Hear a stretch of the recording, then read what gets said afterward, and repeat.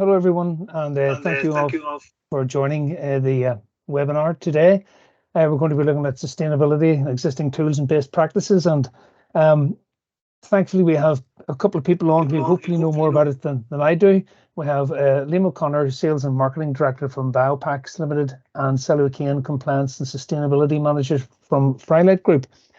So they're going to be speaking shortly, but first of all, I'm going to just give you a bit of background of who we are. So my name's Harry Hamilton. I work for Northern Ireland Food and Drink Association, and we're a partner in a European project called AHFES.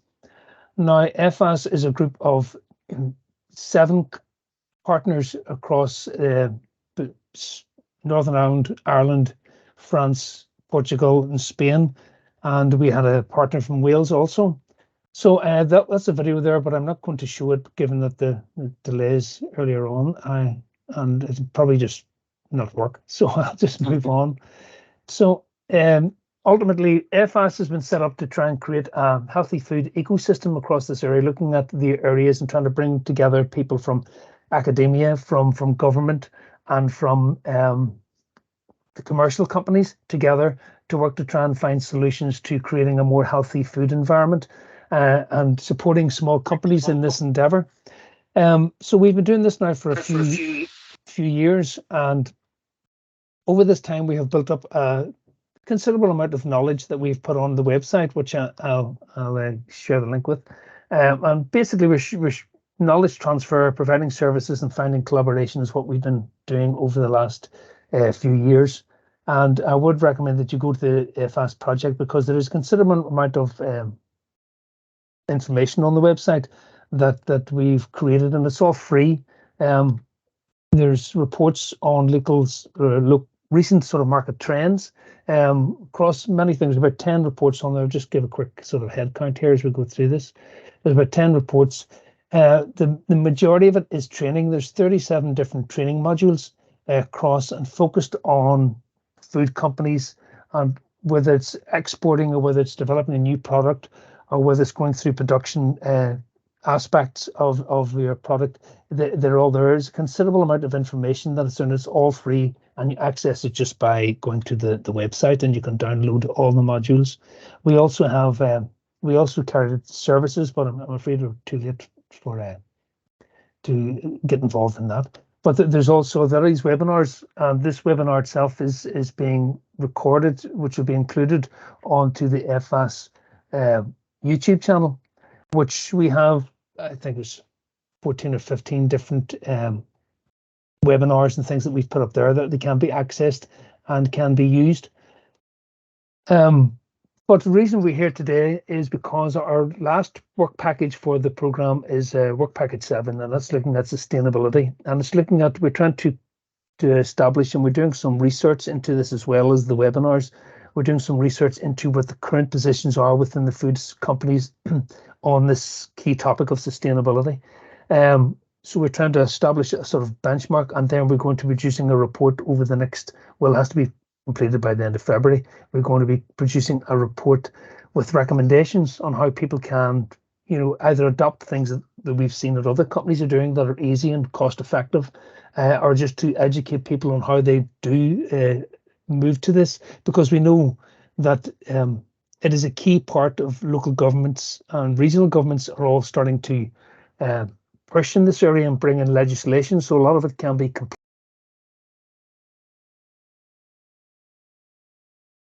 I took a couple of minutes and went through the UK government's national food strategy to look at that, to see what information, because again, I'll put my hands up, maybe project manager within this project, but sustainability is not an area that I've heard a lot of people talk about, but it doesn't necessarily mean that I myself have a great deal of knowledge in it.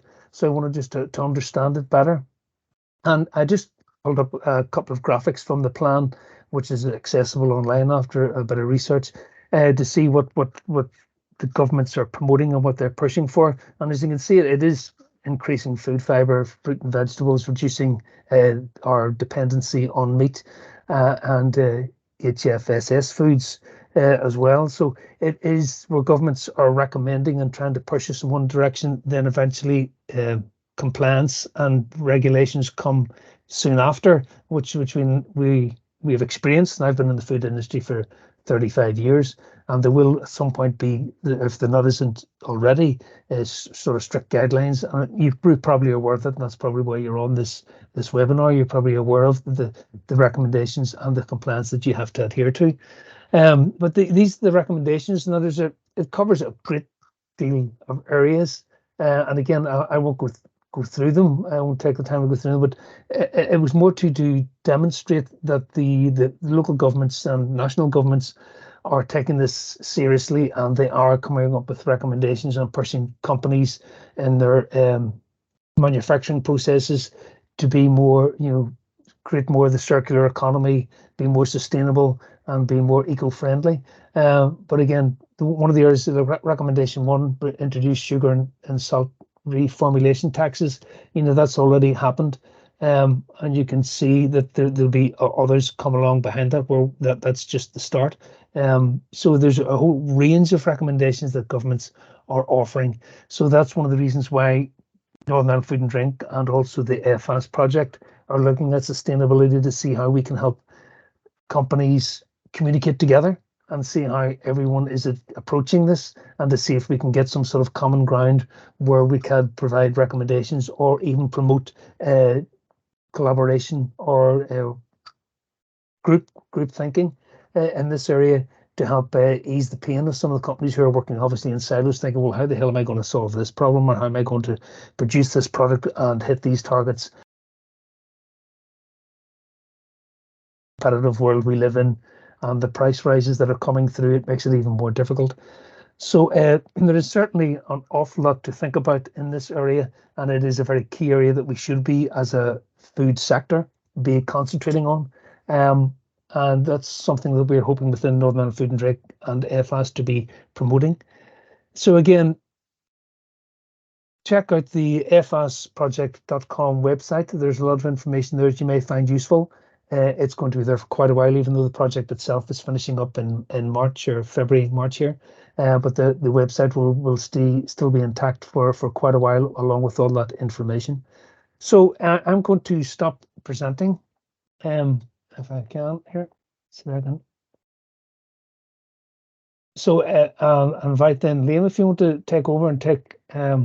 First, we'll have Liam coming on to speak, and then Sally O'Kane will follow him, and then we'll have a question and answers session. If anyone wants to discuss any of the points that are being raised, we can turn the cameras and microphones on and have a discussion about that. So if you want to share your slides there, Liam, I think you just take. I'll share this in just a second, Harry. Let me just see. Switch from one screen to the other. Yeah, it's.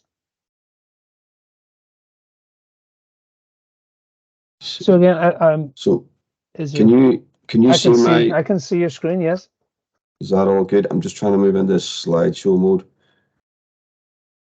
Hopefully, thumbs up.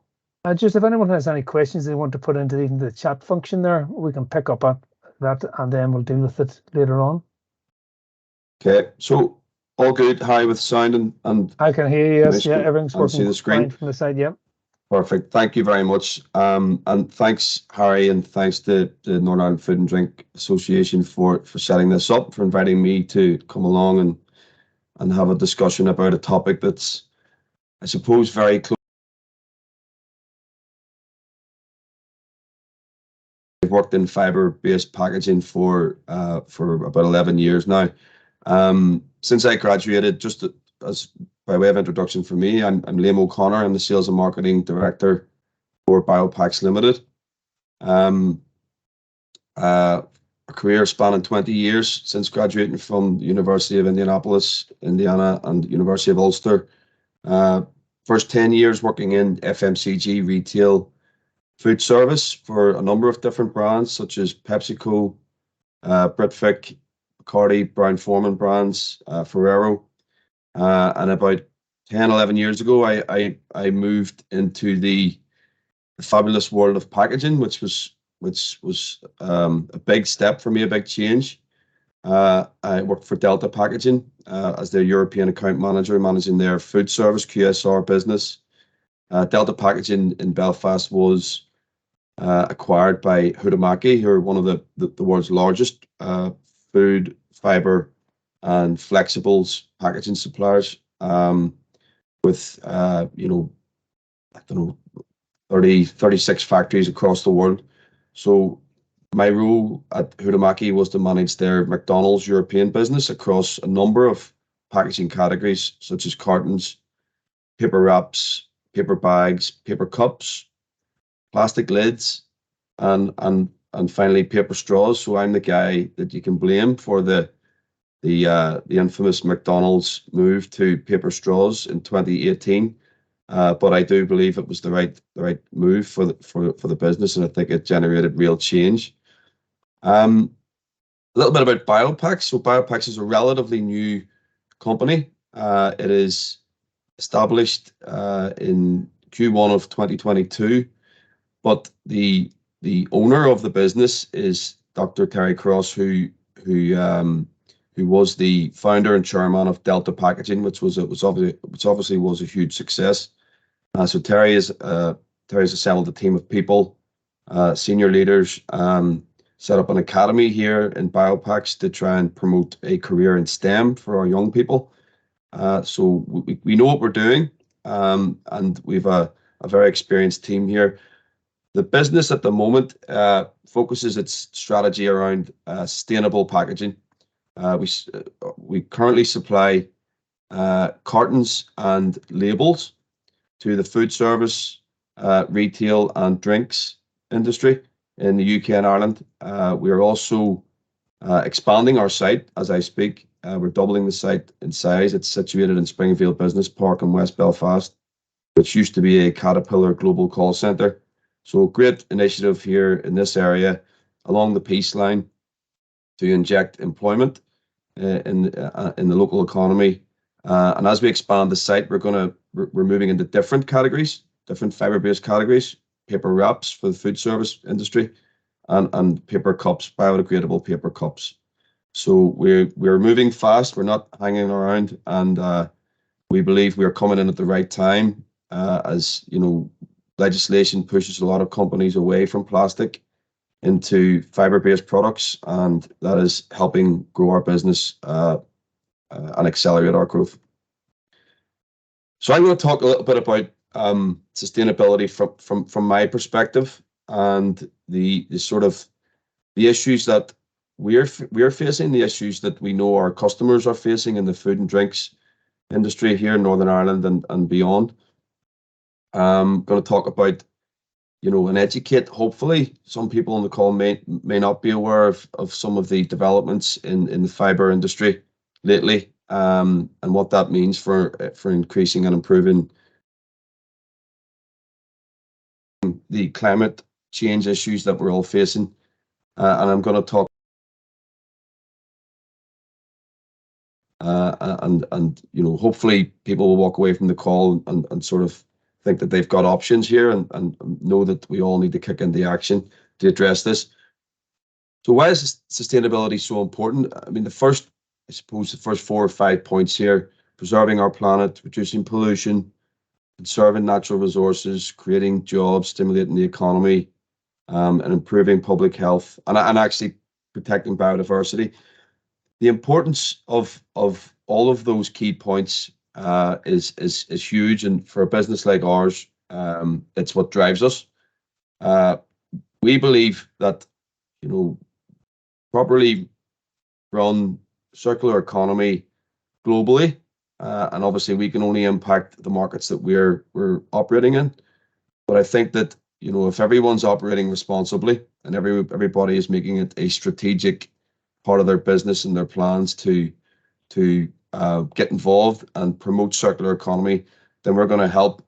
We're going to help affect climate change. We're going to help affect and slow down the drain on natural resources such as crude oil, for example. I think that, you know, what I'm going to say is a circular economy in, let's just say, plastics, and I've worked for a plastics business in the past, you know, and in fiber. I currently work for a fiber business. Proper circular economy for those industries which are so vital for the food and drinks market and for food and drinks companies is so important. It plays a vital role in promoting, I suppose, and reducing our need to drain on the Earth's natural resources. I think what it does for us is it introduces many different layers and levers for businesses to pull when it comes to being more responsible in terms of how they're managing their waste, but also be more responsible in terms of their sourcing strategy. And think, the plastics business gets a really hard time, and it has served a very important function for us all, and continues to do that in terms of reducing food waste, in terms of prolonging shelf life for our food and drink products. And fiber packaging does that as well. I think the biggest challenge we all have is, I'm going to sound like David Attenborough on Frozen Planet 2 here, but the biggest challenge is people and attitudes and policy. And I think that we as industry leaders have a responsibility to lobby government, to lobby policymakers around improving infrastructure for businesses, for their recycling means, for curbside collections, improving awareness in terms of the general public, but also business awareness around what's available to them in terms of alternative solutions, alternative packaging solutions, but also educating us in terms of how we can recycle and how we can be greener and promote circular economy. I think also, and I'm talking as a consumer, I know I can do better. I'll go to this shop on the way home for 2 liters of milk, and I'll end up with a basket full of stuff, and I'll have to ask for a couple of plastic bags. So there's some low hanging fruit that I believe that we can all sort of tackle. I do believe there are opportunities and learnings from markets like Norway, Denmark, Sweden, Finland, who really are leading the way around consumer responsibility and retailer responsibility. For example, incentivizing retailers to incentivize consumers to bring their own bags. So you bring your own bags for your shop, you get a subsidized shopping bill at the end. You get a discount. Things like that, small things.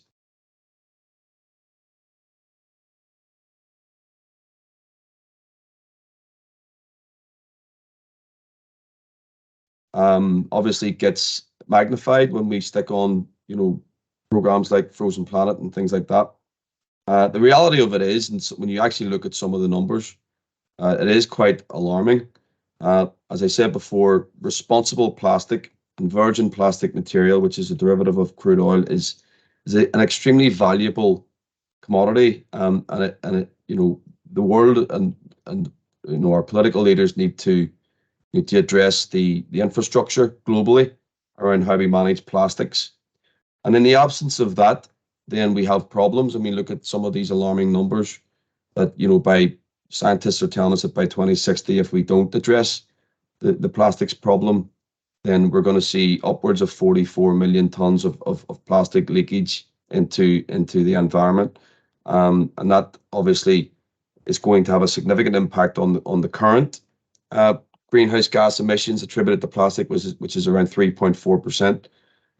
It's very alarming to hear that only 42% of the world's virgin plastic in 2021 was recycled, and that means that we're over dependent on fossil fuels, and whilst plastics are essential for us, and I've been to many plastics factories, and they're getting hit hard at the minute on legislation.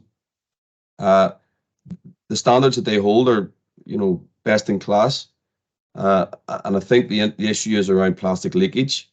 And, we look at big markets like the US and China, and we look at, at other countries all around the world who just have serious problems in how they manage that. And it really comes down to inadequate infrastructure in terms of disposal and recycling capabilities, as well as attitudes.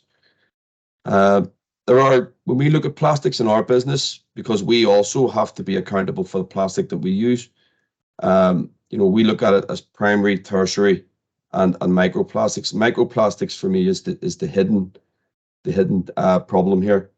In terms of primary plastics, we have a lot of companies, food processing and drinks companies, who are coming to us as a fiber-based, paper-based packaging supplier and asking, could we move our product into your carton-based packaging, and will it give us the same performance, the same customer experience? Will it affect shelf life? There are a number of things, and we need to give each one of those individual requests due diligence.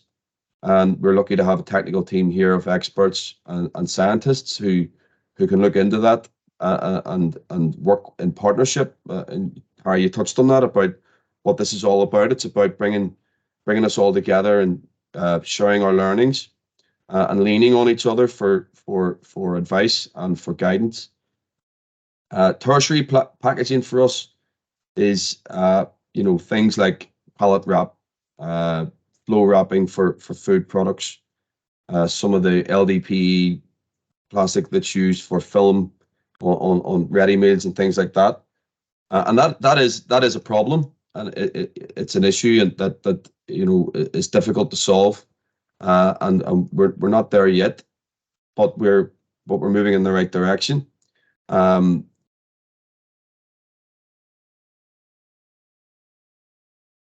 Flow wrapping for pallets in transport, and that's an interesting one that involves a lot of science, a lot of trial and error and R&D, working with universities to develop solutions. So it's not just a light switch moment. It's an evolution, and we're working hard towards it.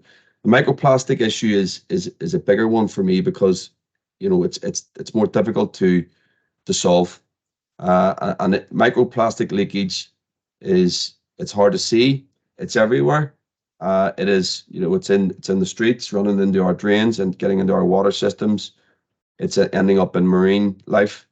Animals that we are processing and we are consuming, they're consuming these microplastics, and it's affecting human health, and it needs to be addressed. And that can be addressed through scientific approach.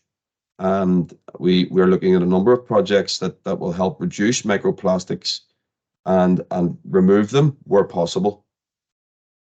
We all know about legislation. This is a very painful area for all of us, particularly in the last number of months. We know about plastic packaging tax and how that's costing us more, extended producer responsibility, and the complexity that goes with that in terms of resourcing it, how we manage it, how we report that data, and PRNs, of course, which I've got a little bit of information on in a minute. But we're hearing, and we've got a team here that sit on these types of forums and speak to HMRC and collaborate with packaging suppliers and food suppliers, drink suppliers, and we're hearing of more legislation. So I think the final thing, which is a common discussion point and a really sore point for a lot of food and drinks companies who I talk to, who are seeking to move away from plastic and explore some fiber-based solutions, is the cost. Now, I know we've got to offset some of the additional costs that are coming in through PRNs and plastic packaging tax. But the reality of it is at the moment that, to move from a plastic solution into a fiber-based solution is a more expensive. It's a more expensive raw material, and that's something that we need to sort of face into. And I've spoken to some high street retail chains recently who are telling us that this is it's a discussion point at the very highest levels of their business around what they do with this cost, because as cost of living increases in the UK and Ireland, it's becoming more difficult for shoppers to afford what they normally would have purchased. So laying that cost on the consumer is a difficult one. So a lot of big retailers are having to make a decision who have made big moves away from plastic into fiber-based packaging for their food products, are swallowing up that cost. And it's a difficult one because if you're a small business, you've got to factor in whether or not that cost can work for you. And as I said, it's a work in progress. touched on PRNs, packaging recovery notes, which is something that we're all going to be accountable for. We all are accountable for, and some of the drastic changes that we've seen in recent months. If you look at where plastic was and even where paper was in December 2021, in comparison to where it is now, and even where it was at the start of December, you can see that this is fluctuating. It's something that we need to be on top of, but it just shows you how heavily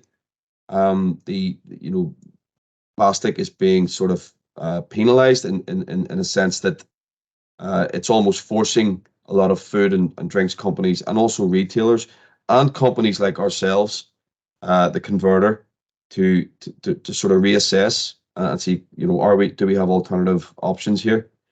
And that's basically what's driving a lot of companies to business like ourselves to try and find solutions. So it's not a nice place to be. It introduces cost, but it also introduces complexities around resource and how do we resource. We've had to put a dedicated resource in our business to managing this so that we are accountable, so that we are keeping tabs and keeping records of all of our different layers of materials and in terms of what we're consuming and what we're putting through the factory so that we can report that back accurately. A lot of companies are taking a fiber first approach. This is not an easy solution for a lot of companies. We know this, having worked in the soft drinks industry for a number of years, quality of product and carbonization and everything else is exactly, it's extremely important to the quality of the product. Otherwise, you're going to lose business. This is a key point. I sat on a webinar recently with the head of packaging at Iceland, and he suggested that actually when they moved some products, they took a fiber first approach. Some products dipped in terms of customer demand, and I think that that's an issue with people. It's a cultural issue at the moment in the UK and Ireland. I think people still, they want their quality, they want the product the way they've always had it, and they if they see it in a fiber based package, it's maybe affecting their decision making process at that last moment. But we think in the longer term, customers and this new generation of people coming through and are really passionate about seeing products in the right type of packaging. You can see people now who are in supermarkets or PEFC certified, or they don't want to be buying something that's coming from the rainforest. So it's very complex at the moment. We're at a very interesting junction, but we are seeing a lot of companies taking a fiber first approach. And when you look at the recycling rates, 83% of virgin fiber in 2021 was recycled globally, and that's fantastic. One of the reasons for that is that the infrastructure for that is greater globally. We are the process around recycling that, sorting it, and pulping it is a cleaner process and has less emissions. I'm a bit of a nerd when it comes to fiber, virgin fiber, and the value that carries, because if anything promotes circular economy, it's highly, it's paper fiber, it's 100% virgin fiber. This product can it can bring itself back to life in up to 7 different times. If you take, for example, a paper cup, so that the myth around paper cup recycling, it's the infrastructure that's the issue there. PE lined paper cups can be recycled if the infrastructure is right. That cup stock material is very high value. It's very high quality because it's a product that has to go in to someone's mouth. That fiber can be reused in a second life as a carton clamshell for a fast food chain, which is a direct food contact product. If it is a post-consumer item, it can go down it has to go down a different stream, which is into a non-direct food contact next life. For example, a cereal box, which is a secondary item because the cereal is obviously not in direct contact with the box. Beyond that, that cereal box can be recycled and be created into a tissue box. After that, it can be reformed into a magazine paper. And after that, it can go into become a molded fiber drinks carrier that you might see in the likes of Starbucks or McDonald's. An end of life for that roll could be that it becomes toilet paper, kitchen roll, tissues, and then that's it. It's end of life. But you see how that, that 1 ton, for example, of virgin fiber that's created in a sustainably managed forest can be brought back to life. If you look at each one of those layers, what that's doing is it's promoting, it's stimulating the economy, it's stimulating employment, it's reducing our need for virgin fiber, it's keeping that fiber in the system longer and longer. So we're in a good place in Europe. We're getting better. Other markets have a lot of work to do. The great thing for me is that, and this is the exciting part for a company like us, is that we are able to offer fiber-based solutions for a lot of food and drinks products now, through the development of a lot of systems that we are working on with different suppliers to improve moisture resistance and match the same shelf life packaging is offering. Paper and board mills are increasing their capacity by 40%, and great to see that sustainably managed forests are 9% larger now than they were 30 years ago. Whenever 30 years ago, there would have been a huge panic around deforestation and the rainforest being at risk. That has got under control, particularly in Europe. And also, a little plug for us, but it's good to see a new, because this does not happen every week, but it's great to see a new Northern Ireland-based packaging supplier who's laying down fibre-based capacity to produce over 3 billion cartons here in Northern Ireland to supply the UK and Ireland market, because the existing supply base has been rather stretched by this move to fibre. In terms of tools of best practices, whilst it's a pain around resource management and cost, we do need to embrace these changes. They're not going to go away, and they're just going to increase. Extended producer responsibility, the way we've taken it, is, this is a good thing for our business. So that is how we're looking at it. We're able to take stock of what plastics, what paper, what metal, what steel, anything that comes through the factory from our supply chain. We're able to measure that and monitor the tonnage and the weight that we are bringing into the factory, and also what we are converting. So invest time in this, try and invest resource. It's not easy, and it comes at a cost. I think the key for us, and this is really important, everyone has their own sustainability goals. All of your stakeholders in your business are all striving for, they're all striving to be greener. Some will get there faster than others, but understanding them is the starting point. And that comes through engagement and collaboration, because then it helps you as a business set your own targets and your own goals. Improving your knowledge, through increased collaboration with industry experts. And I'm seeing a lot of sustainability themed events on the island of Ireland. There was one just on Monday this week down in Dublin. I think there's another Sustainability Ireland event happening in the Europa at the start of March. We need to improve our understanding of what this means, and also what is available to us in terms of how we can manage our waste through our manufacturing process, and also understand about what legislation is coming at us. There are a lot of emerging legislation changes that are going to hit us very soon, and we learn about that by attending these events and by lifting the phone and speaking to industry experts. My advice is try something new. Reach out to the experts. Reach out to companies like ourselves who are working with universities and academia to try and, who have the time and the resource to dedicate themselves to scientifically exploring packaging solutions for food and drink products. I've stolen this. Don't let cost of change be a barrier to progress. This is Iceland's tagline, and when they're taking on and embracing their own strategic sustainability strategy. It is going to be expensive. It is going to be painful, but we all have to move in this direction. Reduction and replacement of plastic.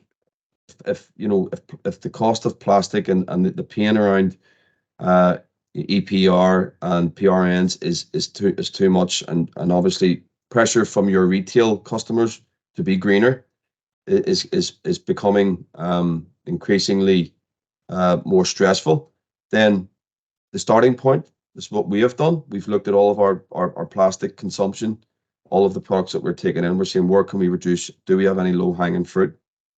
Then we reach out to our suppliers to see, can we take this product and use a fiber-based solution for it. Lightweighting is another option that we've seen in plastic as well. We've seen some food and drinks companies, and certainly I've been involved in a lightweighting project in recent years with a previous employer on plastics, which seen us reduce a plastics lid from a certain level of plastic weight and lightweighted it, and it performed in the same way. So lightweighting in plastic, but also lightweighting in fiber, helps to reduce cost for you and your supply chain, but also helps reduce our carbon footprint. And finally, just a note, and I know that I've spoken to a lot of food and drinks companies recently. We're working on some projects, and I can think of one particular project for a large retailer, which started off in October, and we're still we're working on some trials here this week. So it gives you an idea that some of these projects will take time, so my advice is act now. Reach out to companies like Biopax. Even if it's just an initial brainstorming session, let us know what you're thinking about doing, and we have experts here who can help take that idea from a brainstorming scenario through to market launch. As I said, nothing ventured, nothing gained. And Harry, that is me. And I think I've overstayed my welcome, so thank you very much. Well, thank you very much, Liam, for going through that. And again, if anybody has any questions, please put them in the chat function, and I'm sure we if we don't get time this morning, then we can get back to you with some answers. So it's just to invite then Sally, if you want to take the floor and give us the benefit of your insight. And thanks again, Liam. But Sally, if you want to just take the floor then. Thanks. Yeah, thank you, Liam, and thank you, Harry, for inviting me along to this event here as well. So I am just going to share here. Let me know when you can see. So can you see my screen? Yes. Just put it on slideshow. Can you see that okay? Yeah, it's worked perfectly. Brilliant. Hello. So thank you. You never know how these things are going to go, whether you get it right first time or there's hitches. So thank you for having me again, Harry, and thank you to Liam there for your presentation. So yeah, my name is Sally O'Kane, and I'm Frylite's Compliance and Sustainability Manager, and have been with Frylite now for over 12 years. So and really, from a background in my own career, just to give you that briefly, I have over 20 years experience in compliance, environmental and health and safety management. And that has been primarily my time within Frylite, is applying that knowledge and skills within Frylite. And more recently, during COVID, actually, then took on the projects then of looking at sustainability and that focus for the business, which has been really exciting after 12 years, well, 10 years plus of doing environmental health and safety. An opportunity to branch out and look at sustainability. And I think the best thing to do really is if I can just give you an overview for those of you who may or may not be familiar about Frylite. So we are Ireland's leading fresh cooking oil supplier and waste oil collector. And I'm sure most of you probably see us as being a fresh oil supplier primarily. And I would have always found over the years people would have been quite surprised at the fact that we also collect the waste cooking oil and fats and grease trap from our customers, of which we have plus 7,000 across the island of Ireland. So really that journey, I mean, Frylite's been in business now for over 35 years. And we started off very much looking at the supply of fresh oils, supply of fats to our customers. And not long after that, it was really understanding that actually there was a need to provide a service for waste collection. There was nothing there really at the time for people to recycle or repurpose that waste material. So Frylite has really developed over those 35 years to provide solutions that ultimately help the manufacturing industry not only use high quality oil products and fats, but also to provide the service available to them where they are directly recycling their material through ourselves. Let's move on there. So if you can see, even just as a business, the services that we provide the high quality oils across all of our depots and across the island of Ireland. We provide that oil collection service, where we also provide an oil filtering function as well. So another solution to our customers, where we're cleaning fryers and helping oil to have greater longevity. We also have a food waste collection arm to the business, and we collect food waste across Northern Ireland, and just recently expanding into the Republic of Ireland. And as of June this year, we will be expanding that further across the whole of the island of Ireland. That waste material goes to anaerobic digestion. So you have that supply of feedstock that's going in to create gas and electricity. And our oil and food recycling from our used cooking oils is going into making biodiesel. So you can see there that we have a lovely model there for providing solutions to our customers. And really, when we relaunched last year, you can probably see, for those of you that may be familiar with Frylite of old, with our red logoing, we very much wanted to look at how do we want to function for the next 30 years? What is it we want to focus on? And we'd always been very much of the mindset where we've been very much focused and sales driven and supplying the oil and getting oil in. And actually it was realizing that we have a lovely circular model already, providing this great service to our customers, where they are already contributing to being more sustainable. And within their own sustainability plans, as more and more businesses now are faced with looking at sustainability and wanting and needing to make changes and contributing to that circular economy, we found that we were very much well placed to have a platform to start with that was already providing a fantastic service to our customers and helping them on their journey with sustainability. But also that we had a fantastic platform in which we could build upon that sustainability and those solution provisions. So over the last couple of years, we've very much looked at our 5-year strategy. And part of that strategy was very much looking at sustainability and realizing it had to be key to our business strategy.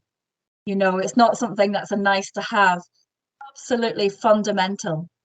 Fundamental, not just because we're a waste oil and food recycling company and the manufacturer, but fundamental because we believe very much that it is key to how we operate as a business to be as effective and have the greatest impact, but also because we recognize that there's a need there within our community globally, within the island of Ireland, where there has to be significant change and we want to be able to assist our customers wherever we can and be part of that journey. So our pillars of growth are very much focused. Our planet pillar actually is one of those pillars within that. So our people, our planet, our product, our processes, and ultimately our profit. But as you can see there, looking at the planet and looking at our sustainability objectives is key to our 5-year strategy. So I wanted just to kind of focus on, and obviously for the purposes of this webinar, is what we're doing as a business, and also to kind of share that knowledge and experiences that we've had over the last few years, and ultimately really where we are now as a business and how we're looking to progress in our sustainability. So one of the main things to point out that's really key is that sustainability isn't just about the environmental impact and how we can reduce our emissions, how we can be better at utilising the packaging we use in our manufacturing, cleaner air and water, looking at biodiversity. Yes, that is very much fundamental to sustainability, but we look at it as being all-encompassing, where we look at the social aspect, we look at people within our business, our employment, a safe working environment, the well-being within the business, our community that we directly engage with, healthcare and equality. So that is also fundamental within our sustainability objectives. And then obviously economic. I mean, we look at that profit. So we have to look at how do we grow the business? How can we use sustainability to help with that growth? So we looking at innovation, looking at our products, what we supply to our customers, where can we direct our business more in the coming years to develop that and build that strength within the business, looking at market capacity and obviously that return on investment. So when I'm looking at sustainability, I may be primarily focusing on that direct environmental impact in everything that we do. But within us as a business, we are very much structured to look at the social and economic processes also, as well as the equipment we use, how we structure. So it's very important that when we looked at the planet pillar, that we wanted to create a plan, a sustainability plan, and a commitment for circularity.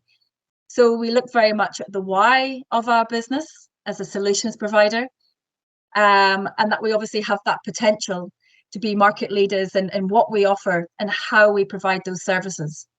And obviously we've developed that pillar to define our commitment against those global environmental issues that face us all. So really just to give you a bit of an idea about where we focus and where we have to focus our sustainability planning, is that we look at oil and food waste. And I'm sure a lot of you will be aware of this, but we have as much as 40% of food produced is wasted. And that's globally. And that contributes to a massive 10% of global greenhouse gases. So as you can imagine, food waste that's not diverted to anaerobic digestion, for example, ends up potentially in landfill and obviously contributing more to those carbon emissions like methane. We have ongoing issues. I'm sure most summers people here in the cities and Belfast and Dublin, where we have fatbergs and issues with the sewer system because of the sheer amount of fat that's entering into the system, either through commercial or quite likely primarily through domestic sewage systems.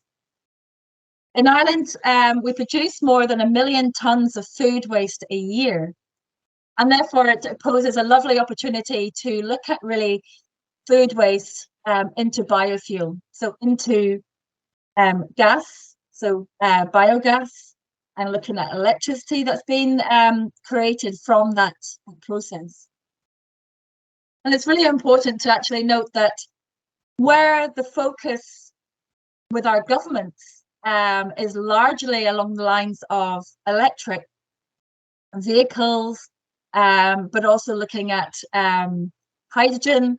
We are very much about lobbying and looking to try and promote further food wastes that need to go into the likes of anaerobic digestion, because it is an area that isn't, we feel, very much that's promoted well enough, but we do see it as a significant contributor to generating biofuels and committing to that circular economy. Our biofuel that we produce, so biodiesel, has over 95%, 85% less of a carbon footprint than normal diesel. So just to give you a bit of an idea, we would typically have made savings in our CO2 through recycling used cooking oil of nearly 39 million kilos of CO2 has been saved by making a biodiesel, rather than obviously there being a reliance on diesel. So that's contributing significantly to the carbon issue and reducing that carbon footprint.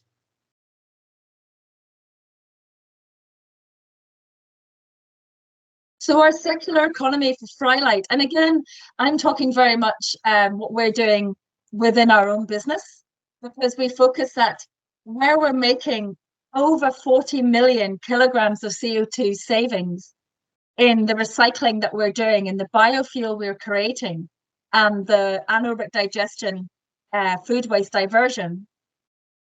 Those are savings that we're making that our customers can benefit from directly.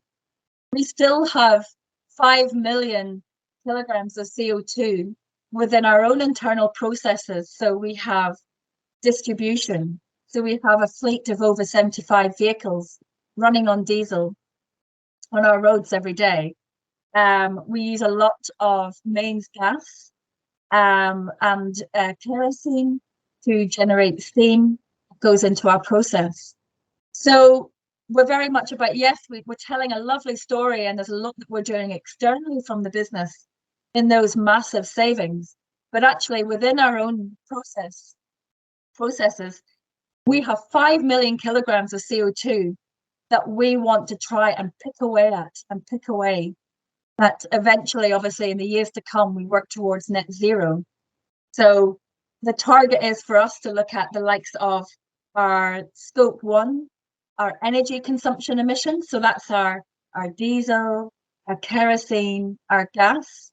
So we are looking at, for example, well, what are the opportunities out there? What are the innovations that are available to us that we could utilize to reduce our dependence on steam, for example? So therefore reducing our need for fossil fuels to generate that energy.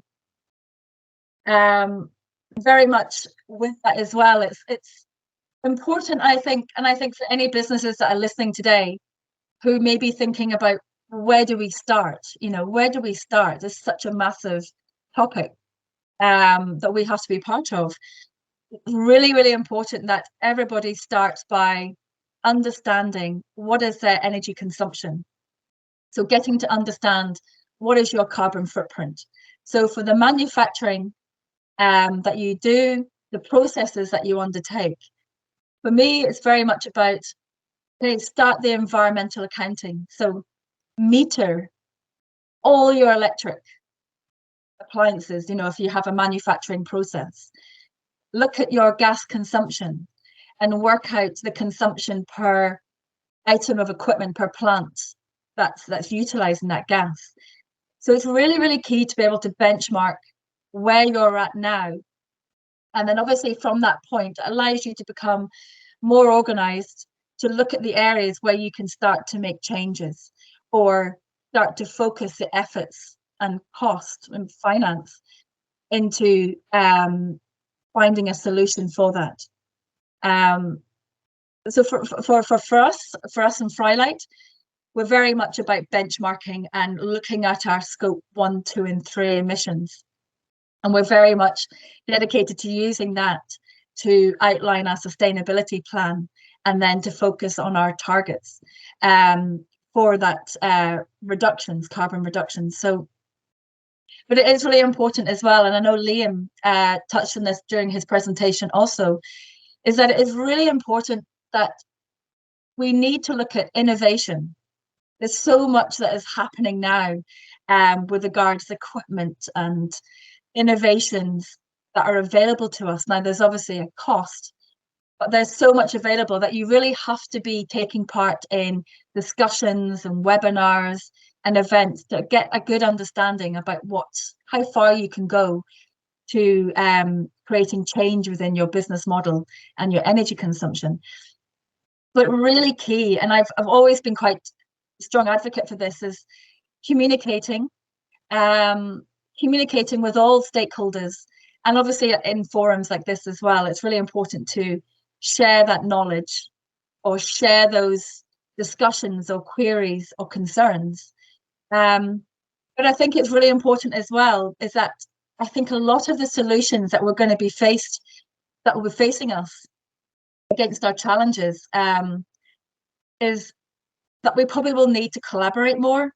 There's a lot of cost involved in some of these solutions, like what we're looking at, for example, if it's heat pump technology, utilizing solar, using biogas to run plants. They have a huge cost. But if we look at collaborating with other businesses that are in a similar situation and looking for a similar solution, then we do feel there's opportunities there. So I would definitely recommend that as well. And obviously for us, we want to be able to achieve customer excellence, to be leaders in what we do, in providing these solutions and providing our customer service. And going hand in hand with that is walking through with our customers how they go on their journey for sustainability within their own operations. We want to be very much part of that. So just to give you a flavour of some of the things that we're doing. So we've developed a sustainability plan. So we have our 5-year commitment. Now, obviously with a sustainability plan, one of the things to kind of give advice on is that we find that sustainability plan should never be static. You know, I think it's unreasonable to say you have a sustainability plan, say, for 5 years, and it must stay with those objectives. We find it's a moving target with regards to developments, whether it's legislation, innovation, or even just business needs, and the challenges that businesses have right now with regards to being able to maintain productivity and generate that profit. So we have to be flexible in what we aim to achieve, but we do have key targets. So for example, by the end of year 2, so the end of our financial year 24, we aim to have 0 process waste to landfill.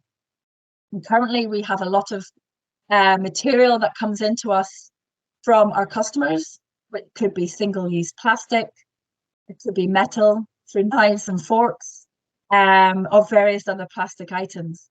So we are committed, and that's a significant target for us, is to try and achieve that 0 process waste to landfill.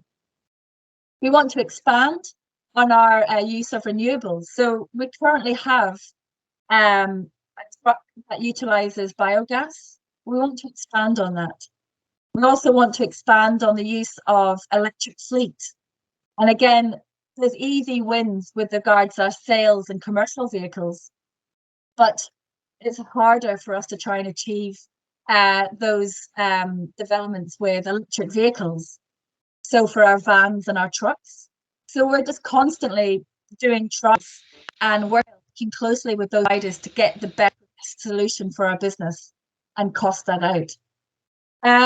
We're also looking at how we utilize our waste resources to generate renewable energy to power our fleet and plant.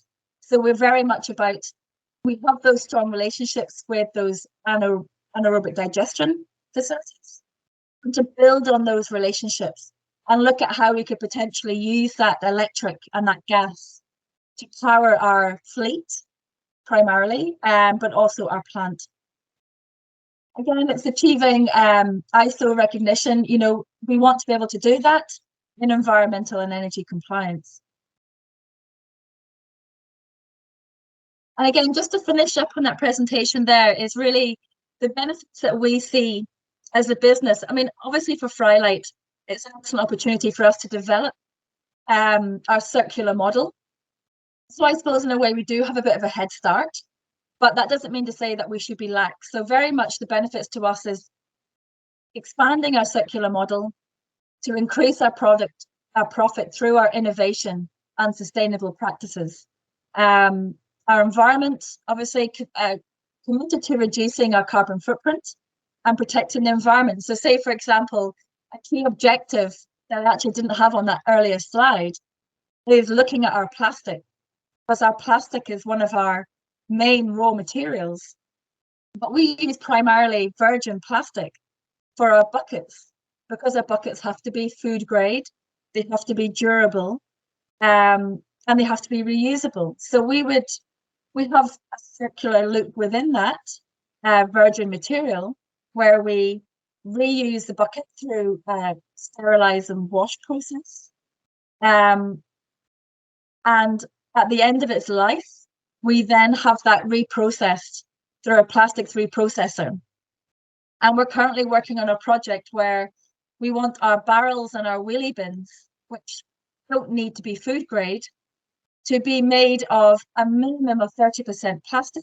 Obviously, you have the plastics packaging tax, but we want to go better than that. But we want to use our own plastic regrind that our processor has taken and created to actually go into a product that we're going to be using as a business. So that's quite a nice one there that actually wasn't on the slide. For our employees, obviously, we want to create a better working environment, and with the well-being being a key factor. And then obviously, customer, they are able to avail of excellent products and services that help them on their sustainability and circular economy journey. So look, thank you for your time, and I'd be more than happy to answer any questions that you may have. Well, again, thank you very much, Sally, for a very informative presentation, and Liam also for your presentation. I was just struck looking at it there, just how complex, how wide, and how many multifaceted or many layered this you'd say sustainability. It seems very simple, but ultimately it is quite difficult just to navigate your way through to understand exactly how each company is going to approach it. I mean, ultimately, if you were looking at that from a senior point of view, you'd say, okay, what do I have to do? What can I do? And what are the cost implications, and how do I remain profitable by going through this process? And ultimately, have you found that? I mean, if you're sitting in the company over the last sort of 2 or 3 years, having gone through a process of analysing where you can make the savings and analysing or creating the plans and enacting certain parts of the plans, how much of it has impacted on cost, or have you ultimately said, well, this ultimately, once you've gone through the investment and look at it come back at the other end, there is a net benefit? Sorry, Liam, if you wanted just to, I know it's maybe a complicated answer, but ultimately what I'm saying is, if we're a small company and you want to invest in these activities, is it ultimately going to be a cost, or can I see somewhere down the line where I'll get a benefit from this? In other words, I can increase sales, or I can improve my position. Oh, sorry, you're muted. Sorry, Harry. In terms of so I've lucky to have been dealing with large customers and small to medium businesses as well, who and the problem's kind of, it's quite similar. Of course, when the big brands, the big retailers, the food, the big QSRs make big moves. I mentioned the McDonald's moving to a paper straw, for example. When they make a big move that's newsworthy like that, then it creates a bit of pressure on the smaller businesses to sort of follow suit. And a company like McDonald's can make that move, and it might cost them 2-3 times more per unit, and they can swallow that. And they're all about brand perception and customer satisfaction scores. When it comes to the sort of more local, small to medium enterprise, there is that initial pain. I do believe, and I have seen that, you know, I mentioned, you know, a bit of insight that Iceland gave us, that in that when they initially made some moves to away from plastic into fiber-based packaging for some of their fruit and veg, for example, they saw a little bit of an initial dip in sales, and obviously they had to bear additional cost on the back of that. But they've seen it come back again, and I think that what I'm seeing is that the customer, and this is what it's all about, and this is you know, who matters the most, the customer who's buying that product off the shelves, their attitudes are changing, and I think that if the customer perception and customer attitudes are changing, and they're demanding more sustainable solutions to their food, drinks, products that they're buying, then I think longer term it's the right thing to do. Yeah, so that little bit of short-term pain, and remember, you know, we're getting penalised now at the moment, and HMRC are gonna go after us, and you know, we've just come off the back of COP27, and some of the big nations have made big commitments, big sustainability moves that are going to force our hand. I think rather than let it fester, let it wait. I think a little bit of short-term pain for long-term gain is has to be the approach here. And Sally, for yourself, I mean, obviously you recycle a great deal in-house with bringing the stuff in. So at what point do you think that this process is sort of profitable? Is maybe just a too cumbersome a word, but ultimately where there'll be the benefit will outweigh the pain. Well, that's, just like what Liam's saying, it's very much about, understanding where you are currently and what those costs are and what that impact is really, really important to even know where to start. For us in Frylite, yes, whilst we bring in a virgin plastic material that we reuse 7 to 9 times roughly, and we get that reprocessed, it goes to a reprocessor and it gets made into recycled product. We're obviously being penalised because it's a virgin plastic material, and at the moment we're kind of tied because there isn't enough, hasn't been enough development of that food grade plastic for us to be able to look at a different type of bucket with recycled content. So we'll have to take the hit with regards to plastics packaging tax. So we have to look at ways in which we can try and offset that by recycling more, ensuring that before, now in the time that we get a recycled food grade plastic, that we have all of our plastic material diverted for reprocessing. We have no material going to landfill. We have at least a minimum of 30%, and I would rather more, at least 40, in our wheelie bins and barrels, which the story will ideally be that we use our own regrind that we've created through reprocessing that material with our provider. So if we can't come away from virgin plastic material, that's good quality plastic, is valuable plastic. We have to look at other ways in which we can try and achieve a reduction in our overall plastic consumption, but also where it goes at the end of life, and how we purchase that material. So, Yeah. Well, I'm conscious we're sort of over time, but I just want to ask one question of you both. Probably Sally, you want to speak first. What sort of response have you got from your key customers? I'm very mindful that a lot of the people who've been on the call here are people who deal with the retail trade. Your Tesco's and Sainsbury's and Lidl and whoever that may not be your direct customers, but just to get an understanding of how your customers are willing to work with you, as opposed to being resistant to cost changes. So I would say that over the last year, at least 18 months, we've seen a massive increase in awareness, firstly on sustainability, and our customers needing to understand the sustainability for the waste that we collect and the material that we supply. So, if there's positive changes in what we have to do, then I see it as being more beneficial with least resistance than having to do something that our customers will be against. Because I think very much our customers in the food industry are very much aware of the impact of what they're doing and the material that they're generating. So the amount of food waste that's generated and the cost to them as a business.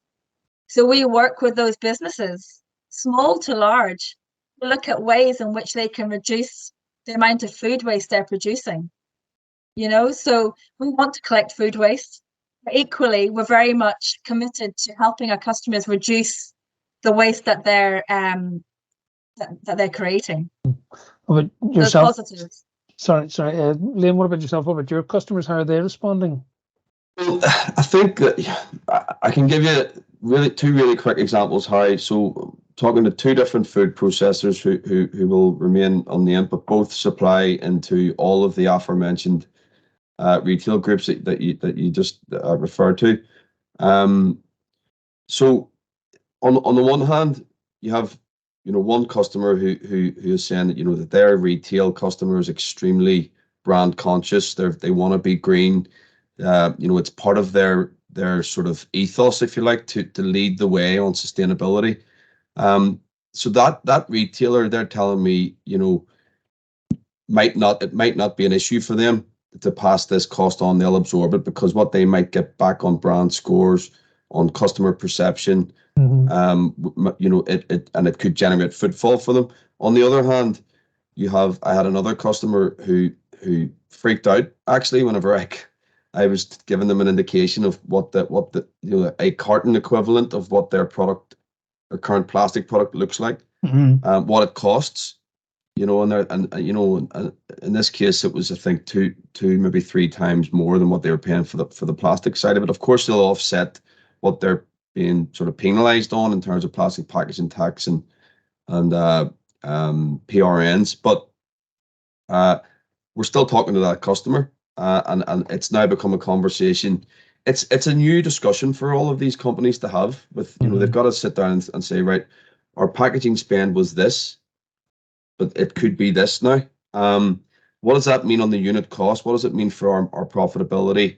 And then we go to the retail group and say, are you willing to pay this? This is the new cost, and hopefully the retail group sees the benefits of it long term. So I've seen both sides, but luckily we're still talking to both, and they're still engaged. Well, I'm mindful that we've sort of run over time. I'm really appreciative that you come on today and give us your time and your presentation and share your knowledge. I think this is an area that we think that sustainability has been with us for a while, but I think we're only at the start of the journey, and there's still an awful lot more to come. And we probably, certainly from Northern Ireland Food and Drink, this is an area that we should be revisiting more and trying to foster more collaboration across the membership in Northern Ireland to discuss just the collaboration or discuss the benefits and the way forward for each company. So again, thanks for everyone for registering and being part of it. I hope you found some of the information useful. And again, thanks to Liam and Sally for your time today. Thank you all very much, and enjoy the rest of your day. Go out and make snow. Thank you. Thanks, Harry. Thanks, Sally. Thanks, everybody. Bye, everyone. Thanks, Liam. All the best. Bye. Bye. Bye.